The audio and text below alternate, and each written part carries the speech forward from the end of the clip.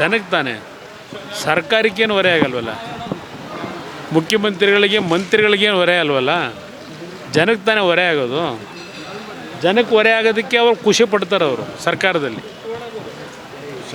ಸರ್ಕಾರದಲ್ಲಿ ಜನಗಳ ಮೇಲೆ ಎಷ್ಟು ರೀತಿಯಲ್ಲಿ ಹೊರೆ ಹೊರಲಿಕ್ಕೆ ಸಾಧ್ಯ ಹೊರಿಸ್ದಾಗೆ ಆನಂದ ಪಡ್ತಕ್ಕಂಥ ಸರ್ಕಾರ ಇದು.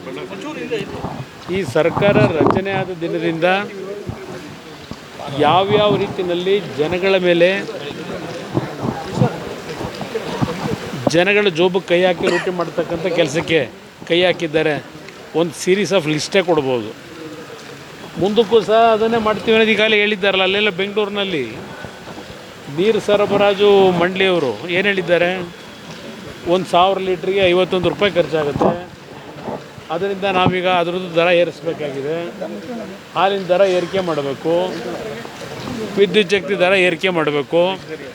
ಅದು ಹೇಳಿದಾರಲ್ಲ, 2025ಕ್ಕೆ ಎಷ್ಟಾಗಬೇಕು, 26ಕ್ಕೆ ಎಷ್ಟಾಗಬೇಕು, 27ಕ್ಕೆ ಎಷ್ಟಾಗಬೇಕು ಅಂತೇಳಿ. ಈ ಸರ್ಕಾರ ದರ ಏರಿಕೆಯ ಸರ್ಕಾರ ಇದೆ.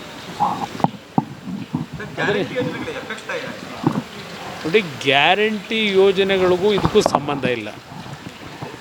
ಇವರು ಗ್ಯಾರಂಟಿ ಯೋಜನೆಗಳನ್ನು ಘೋಷಣೆ ಮಾಡಿದಾಗ ಚುನಾವಣೆ ಹಂತದಲ್ಲಿ ಇದರ ಸಾಧಕ ಬಾಧಕಗಳನ್ನೆಲ್ಲ ಏನಾಗ್ಬೋದು, ಸರ್ಕಾರದ ಮೇಲೆ ಹೊರೆ ಏನಾಗ್ಬೋದು, ಅದೆಲ್ಲ ಲೆಕ್ಕಾಚಾರ ಮಾಡಿರ್ತಾರೆ. ಈ ಗ್ಯಾರಂಟಿ ಸ್ಕೀಮ್ನ ಅವರು ತೀರ್ಮಾನಕ್ಕೆ ಬಂದು ಜನಗಳ ಮುಂದೆ ಇಟ್ಟಾಗ, ಹೇಗೆ ಸಿದ್ದರಾಮಯ್ಯನವರೇ ತಾನೇ ಅದರಲ್ಲಿ ಸೈನ್ ಹಾಕಿರೋದು. ಸಿದ್ದರಾಮಯ್ಯನವರು ಮತ್ತು ನಿಮ್ಮ ಇನ್ನೊಬ್ಬರು ಸೈನ್ ಹಾಕಿರೋದು ಬಿಟ್ಟು ನಾವು ತಲೆ ಕೆಡಿಸ್ಕೊಳ್ಳಲ್ಲ. ಸಿದ್ದರಾಮಯ್ಯನವರು ಈ ದೇಶದಲ್ಲೇ ಬಹುಶಃ ಮನಮೋಹನ್ ಸಿಂಗ್ ಬಿಟ್ಟ ಮೇಲೆ ಅತ್ಯಂತ ದೊಡ್ಡ ಮಟ್ಟದ ಆರ್ಥಿಕ ತಜ್ಞರು ಈ ದೇಶದಲ್ಲಿ. ಅವರೇ ಸೈನ್ ಹಾಕಿರೋದಲ್ವೇ 5 ಗ್ಯಾರಂಟಿಗೆ ಕೊಡ್ತೀವಿ ಅಂತ ಹೇಳಿ.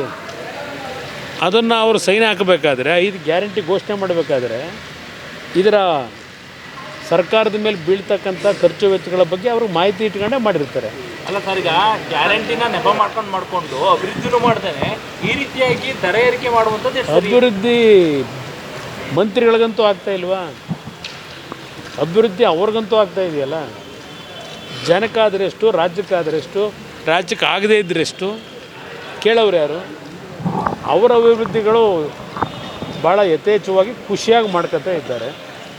ಪ್ರತಿಯೊಂದಕ್ಕೂ ಪರ್ಸೆಂಟೇಜು. ನನಗೆ ಮೊನ್ನೆ ಯಾರು ಹೇಳ್ತಾ ಇದ್ರು, ಈ ವರ್ಷ ಕೊಟ್ಟಿರೋದೇ ಆಶ್ರಯ ಮನೆ ಬಹುಶಃ 5,000 6,000 ಕೊಟ್ಟಿರ್ಬೋದು.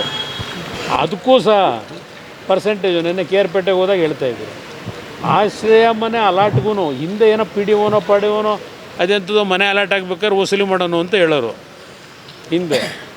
ಈಗ ಅಲ್ಲಿ ವಿಧಾನಸೌಧದಲ್ಲೇ ವಸೂಲಿ ಶುರುವಾಗಿದೆ ಅಂತಾರಲ್ಲ. ಆಶ್ರಯ ಮನೆ ಕೊಡೋಕ್ಕೂ, ಆಶ್ರಯ ಮನೆಗೂ 12,000 ರೂಪಾಯಿನೋ ವಸೂಲಿ ಮಾಡ್ತಾರಂತೆ. ಇದೇನಪ್ಪ ನೆನ್ನೆ ನನಗೆ ಬಂದಂಥ ವಿಷಯಕ್ಕೆ ನಾನಂತೂ ಅರ್ಜಿಯನ್ನು ಹಿಡ್ಕೊಂಡು ಹೋಗಿಲ್ಲ ಸರ್ಕಾರದ ಮುಂದೆ.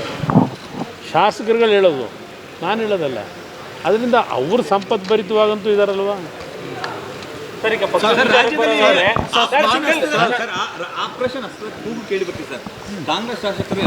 ನೋಡಿ, ಅದು ಇತ್ತೀಚಿನ ದಿನಗಳಲ್ಲಿ ಆಪ್ರೇಷನ್ ಹಸ್ತವೋ ಇನ್ಯಾವುದೋ ಏನೋ ಒಂದು ಮಾಡೋದು ಮಾಮೂಲಿ ನಡೀತಾನೆ ಇರ್ತವೆ. ಅದಕ್ಕೆ ಸೊಪ್ಪು ಹಾಕ್ಬೇಕಲ್ಲ. ಹೌದು, ನಮ್ಮಲ್ಲಿ 18 ಜನ ಶಾಸಕರಿದ್ದಾರೆ. 18 ಜನ ಶಾಸಕರು ಒಟ್ಟಾಗಿದ್ದಾರೆ. ಅದನ್ನು ಮೊನ್ನೆ ಹರೀಶ್ ಹೇಳಿರೋದು. ಹಲವಾರು ರೀತಿಯಲ್ಲಿ ಒತ್ತಡಗಳಾಗ್ತಾ ಇರೋದು ನಿಜ.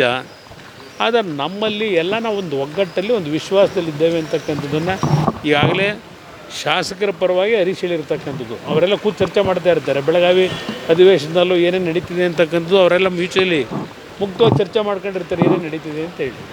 ಅದನ್ನೇ ಮೊನ್ನೆ ಹರೀಶ್ ಹೇಳಿರೋದು.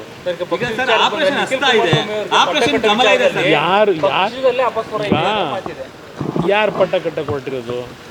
ಮಾಧ್ಯಮದ ಸ್ನೇಹಿತರು ಪಟ್ಟ ಕಟ್ಟಕ್ಕೆ ಹೋಗಿದ್ದೀರಿ. ಈಗ ನಾನೇನೀಗ ಅವ್ರನ್ನ ಅಧ್ಯಕ್ಷ ಮಾಡ್ತೀವಿ ಅಂತ ಹೇಳಿದ್ವಾ? ನಿಖಿಲ್ ಕುಮಾರಸ್ವಾಮಿ ಅವ್ರನ್ನ.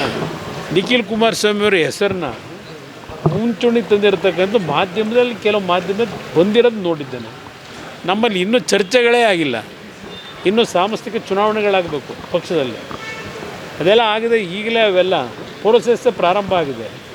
ನೀವೇ ಊಹೆ ಮಾಡ್ಕೊಂಡು ನೀವೇ ತೋರಿಸಿ.